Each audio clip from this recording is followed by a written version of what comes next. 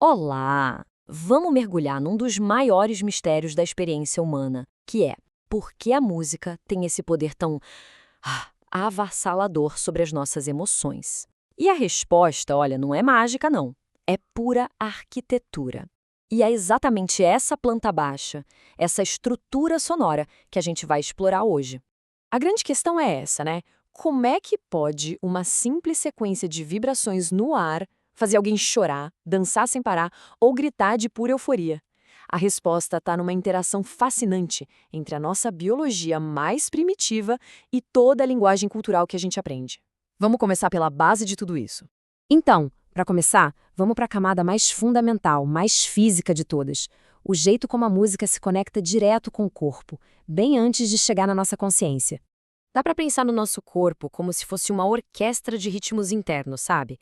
O coração pulsando, os pulmões respirando. Os cientistas chamam isso de osciladores biológicos. E o mais incrível é que, de forma totalmente involuntária, eles têm uma tendência natural a se sincronizar com o ritmo externo. É o tal do arrastamento rítmico.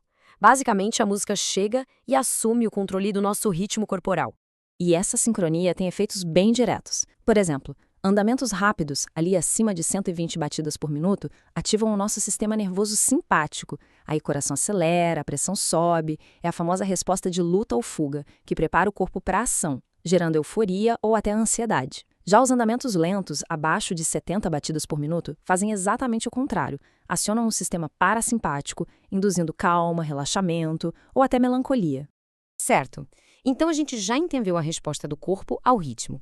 Agora vamos subir o nível e ver como o cérebro reage à relação entre as notas, ou seja, à harmonia. E isso, olha, tá ligado aos nossos instintos mais antigos. Existem basicamente dois tipos de harmonia. A consonância, ela tem proporções matemáticas bem simples entre as notas, tipo 3:2. O cérebro processa isso sem esforço nenhum. É como um quebra-cabeça que se encaixa perfeitamente, sabe? Dá uma sensação de estabilidade. Agora, a dissonância, ela é puro atrito acústico. As ondas sonoras meio que se chocam e o cérebro interpreta isso como tensão, como instabilidade, como um problema que precisa ser resolvido. Mas por que essa reação? A resposta é evolutiva. O nosso cérebro, e principalmente a amígdala, que é o nosso centro do medo, evoluiu para detectar ameaças no som. E acontece que sons dissonantes, ásperos, sem resolução, são acusticamente parecidos com sinais de perigo na natureza, o rosnado de um predador, um grito de socorro. A música, então, meio que sequestra esse nosso mecanismo de sobrevivência. E a famosa diferença entre os modos maior e menor nos dá outra pista. A gente percebe o modo maior como feliz e o menor como triste. A neurociência mostra que as áreas do cérebro que processam isso são as mesmas que analisam o tom emocional da voz. Uma fala triste, por exemplo, tende a ter intervalos que descem, bem parecido com o modo menor. Já uma fala alegre usa inflexões que espelham o modo maior. É uma conexão biológica muito profunda. E por falar em tensão, nenhum intervalo na história da música ocidental carrega uma fama tão sombria quanto este aqui, que ganhou um apelido bem infame lá na Idade Média, o diabo na música. Esse é o trítono, um intervalo de 3 tons inteiros. A característica única dele é que ele divide a oitava perfeitamente ao meio. Essa simetria toda cria uma espécie de glitch cognitivo. Como não tem um lado mais pesado, o cérebro não consegue achar um centro de gravidade, uma nota principal. O resultado? Uma ambiguidade tonal extrema, que causa uma sensação imediata de desorientação e até de perigo.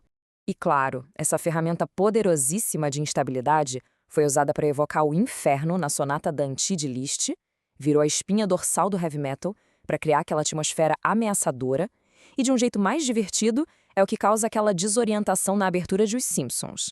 Ok, com o ritmo e a harmonia já estabelecidos como nosso vocabulário básico, a verdadeira emoção surge de como essas palavras são organizadas em frases ao longo do tempo.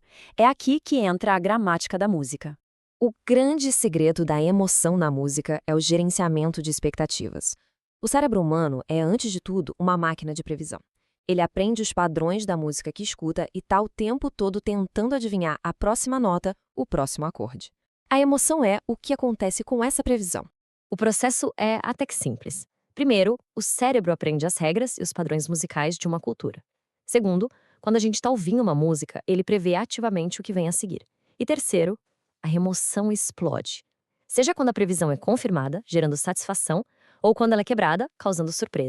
As cadências são como os sinais de pontuação da música. A cadência autêntica é o ponto final, uma resolução forte que satisfaz. A meia cadência é um ponto de interrogação. Ela para na tensão e pede uma continuação. A cadência plagal é aquele amém solene dos hinos, um final mais suave. E a deceptiva? Ah, essa é a grande virada na história. A cadência deceptiva é a ferramenta máxima de manipulação. O compositor constrói toda a atenção para uma resolução que todo mundo espera, mas no último segundo ele desvia para um acorde totalmente inesperado. Essa quebra da nossa previsão mais forte gera um choque emocional intenso. É uma técnica que compositores como Wagner usaram para criar um desejo e uma tensão quase insuportáveis. Agora, vamos levar essa arquitetura emocional aos seus limites. Vamos explorar como ela é usada para fabricar medo puro no cinema de horror e por que as pessoas buscam ativamente sons que teoricamente são negativos. Compositores de terror são verdadeiros engenheiros do medo. Eles usam ruídos altos e repentinos para ativar nosso reflexo de sobressalto. Usam cordas agudíssimas que imitam acusticamente os gritos humanos. E, de um jeito ainda mais sinistro, usam um infrassom, frequências tão baixas que a gente não ouve, mas sente como uma vibração, sinalizando inconscientemente que uma catástrofe está chegando.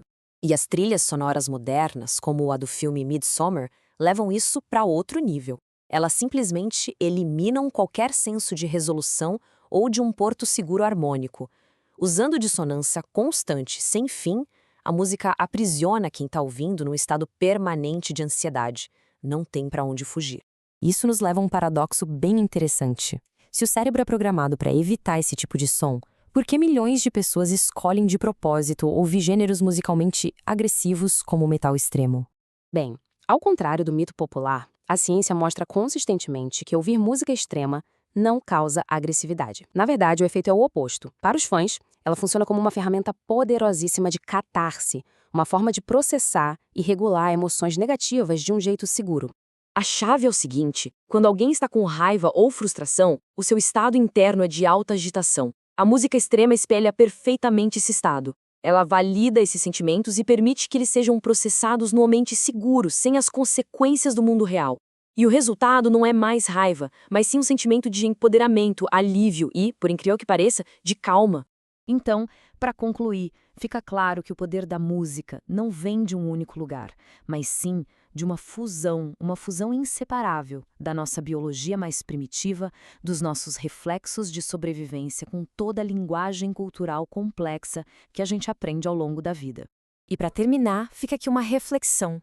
Agora que a gente conhece a planta baixa, que os mecanismos foram expostos, será que a magia da música fica maior ou menor?